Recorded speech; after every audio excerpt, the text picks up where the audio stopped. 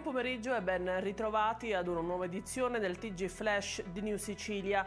Arriva una probabile svolta sull'omicidio di Marcello Tortorici, avvenuto venerdì scorso al culmine di una rissa davanti a un pub in via San Domenico nel centro storico di Caltanissetta. Ad essere accusato dell'omicidio premeditato e con l'aggravante dei futili motivi è il 22enne pregiudicato Kevin Fiore. Secondo una prima ricostruzione avrebbe inferto la coltellata mortale alla gola del 51enne.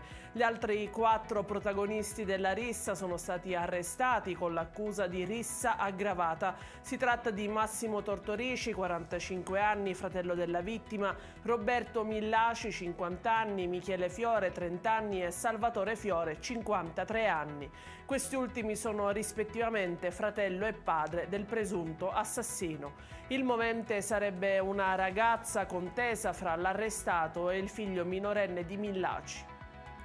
Durante i controlli esperiti dalla Finanza nella tratta Augusta-Malta sono stati individuati diversi soggetti che trasportavano natanti da diporto di varia tipologia. Erano stati acquistati da privati o da operatori commerciali con pagamento in denaro, in contante e in violazione dell'attuale limite imposto dalla normativa. In alcuni casi si trattava di gommoni o natanti in vetroresina per i quali erano stati corrisposti cifre nell'ordine di 17.000 euro in denaro liquido.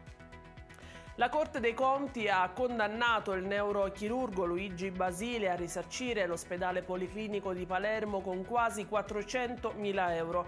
L'ospedale è stato condannato dal Tribunale Civile a risarcire i familiari di Pietro Romano di Carini, morto a 51 anni nel 2011 dopo un intervento di ernia al disco. L'uomo si era rivolto al medico dopo che il mal di schiena lo torturava da 5 anni. Dopo l'intervento il paziente ha subito una seconda operazione in chirurgia vascolare d'emergenza per tentare di fermare un'emorragia interna. I parenti dell'uomo hanno presentato una denuncia in procura e anche una causa civile di risarcimento. Per quella morte il policlinico è stato condannato a pagare quasi 800.000 euro. Il Consiglio di amministrazione dell'Università di Catania ha approvato lo stanziamento di risorse a beneficio del cosiddetto bonus bollette, una misura di welfare in favore dei dipendenti dell'Ateneo che permetterà di coprire in parte le maggiori spese per le bollette di acqua, luce e gas, imprevedibilmente aumentate nel corso del 2022 fino a un tetto massimo di 600 euro. È tutto per questa edizione, nuovi aggiornamenti alle 18. A più tardi.